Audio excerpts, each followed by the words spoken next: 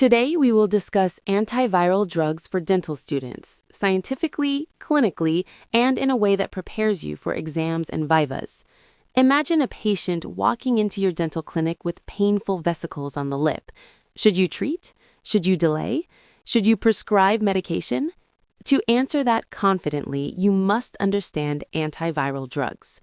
Antiviral drugs are medications that inhibit viral replication by interfering with viral DNA or RNA synthesis.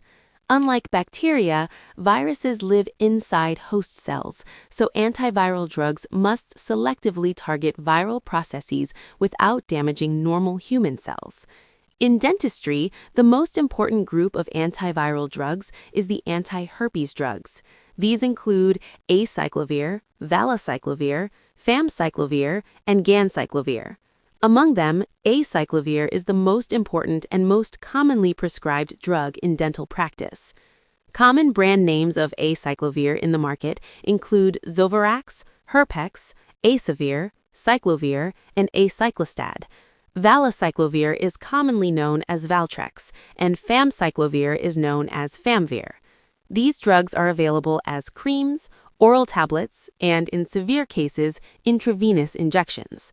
To understand how these drugs work, we must understand the herpes virus life cycle. The virus attaches to the host cell, penetrates it, replicates its DNA, produces viral proteins, assembles new viral particles, and then releases them. The most important step here is DNA replication. This is the target of Acyclovir. Acyclovir is a guanosine analog. When it enters the body, it is inactive. Inside infected cells, the viral enzyme thymidine kinase activates it. First, it becomes Acyclovir monophosphate, then it is converted into Acyclovir triphosphate, the active form. The active form inhibits viral DNA polymerase and causes DNA chain termination. Because it lacks the proper 3-OH group, once incorporated into viral DNA, it stops further elongation. As a result, viral replication stops. Acyclovir is selective because it is activated mainly in infected cells by viral thymidine kinase. This is why it has low toxicity to normal cells. Pharmacokinetically, oral acyclovir has low bioavailability, about 15 to 30%. Valacyclovir has higher bioavailability because it is a prodrug of acyclovir. These drugs are widely distributed in the body and are excreted mainly by the kidneys. Therefore, dose adjustment is necessary in renal patients. In dentistry, antiviral drugs are indicated in primary herpetic gingivostomatitis, recurrent herpes labialis, herpes simplex infections, herpes zoster, severe infections, and immunocompromised patients. The drug is most effective when given in the prodromal stage, before vesicles appear. Now let us discuss dosage, which is very important for exams. For primary herpes infection, Acyclovir is given as 200 milligrams 5 times daily for 5 days. For recurrent herpes, 400 milligrams 3 times daily for 5 days. For herpes zoster, 800 milligrams 5 times daily for 7 to 10 days. Topically, Acyclovir 5% cream is applied 5 times daily for 5 days.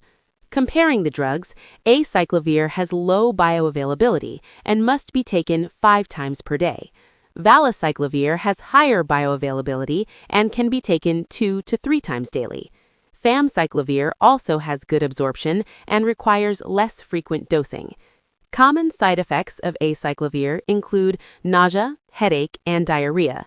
Serious adverse effects include nephrotoxicity, especially with intravenous use, and rarely neurotoxicity.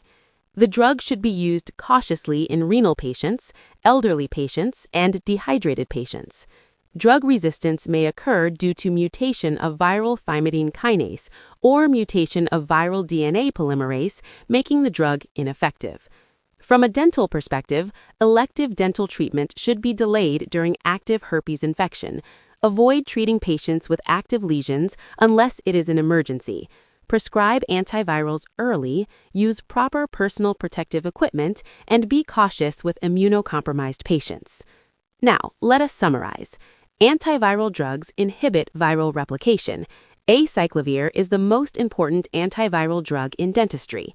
It is a guanosine analog activated by viral thymidine kinase. It inhibits viral DNA polymerase and causes DNA chain termination. It uses mainly for herpes infections and works best in the prodromal stage. It is excreted by the kidneys and requires caution in renal patients. Now, common exam questions include: what is the mechanism of action of acyclovir? What are its indications? What are its side effects? Why is it selective? Why is it most effective in the prodromal stage? What are the brand names? What are the dental considerations? If you can confidently answer these questions, you are fully prepared for exams, vivas, and clinical practice. You now have complete mastery of antiviral drugs for dentistry.